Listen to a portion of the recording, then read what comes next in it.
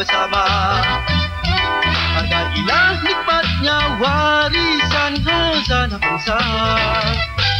Ayo bersama-sama semua berganding bahu.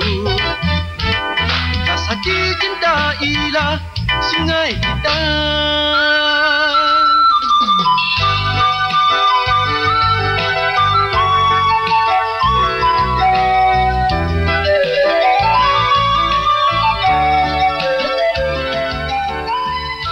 Kerajaan yang daripada sistem pengairan dan saliran, di mana kerajaan haruslah mengadakan kempen cintailah sungai kita, dan juga kerajaan haruslah memberikan kesedaran kepada orang ramai, dan juga daripada segi inisiatif kerajaan itu sendiri, maknanya kerajaan boleh merealisasikan sungai kita sebagai tempat pelancongan. Jadi dengan itu, kalau tempat pelancongan, orang ramai akan lebih sayang pada sungai tersebut dan tidak akan sesekali mencemarkan kerana mereka tahu ia adalah tempat pelancongan. Jadi dari situ keindahan sungai kita akan terpelihara sampai bila-bila.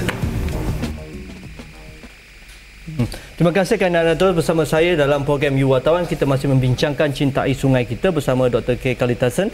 Doktor, kalau kita lihat Singapura mempunyai pengalaman yang bagus bagaimana mereka sedar tentang masalah yang mereka hadapi dulu kerana banjir kilat, sistem saliran yang tidak terurus, kotor dan sanitasi masuk ke dalam sungai dan sebagainya. Jadi menyebabkan mereka perlukan satu plan yang total secara besar dan secara melihat ke depan 20 tahun, 30 tahun akan datang dan menjadikan generasi akan datang sebagai satu pewaris pada sungai-sungai. Dan akhirnya kita lihat hari ini river basin Malaysia cukup bersih, dan kita pergi ke Clarke Quay, kawasan depan muara sungai Singapura itu menjadi kawasan pelancongan yang paling hebat di kawasan Singapura, dan banyak pelancong suka datang dan river cruise boleh masuk sampai ke hulu sungai dan sebagainya. Bila kita nak dapat suasana macam tu?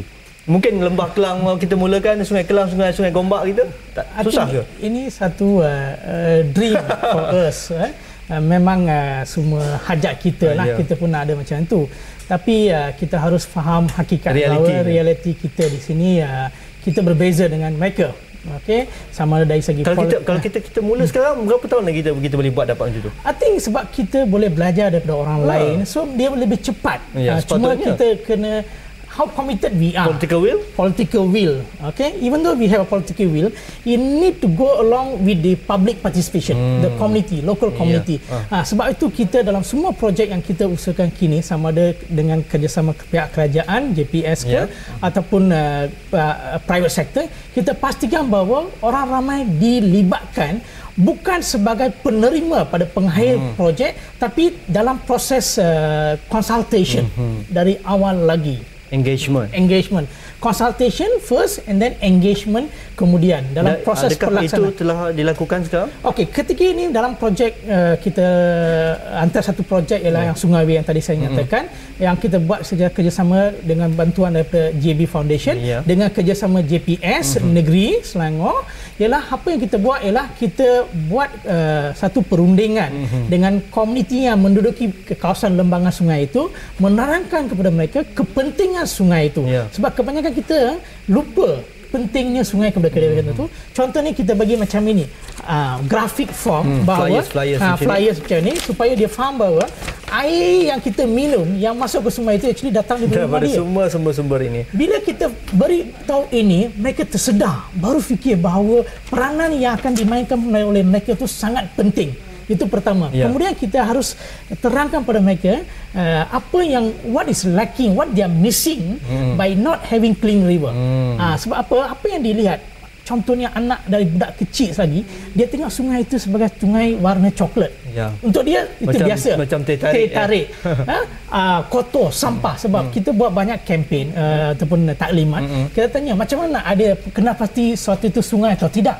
Dia kata kalau ada sampah itulah sungai.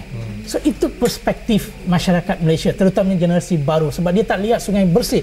Macam saya dulu masa kecil, saya pernah lihat sungai bersih. Tapi saya pun ada masa dapat memandi di sungai sebagainya. So and then kita tunjuk dia apa hidupan yang hidup kalau sungai dia bersih. So kita kata pepatung semua boleh hidup.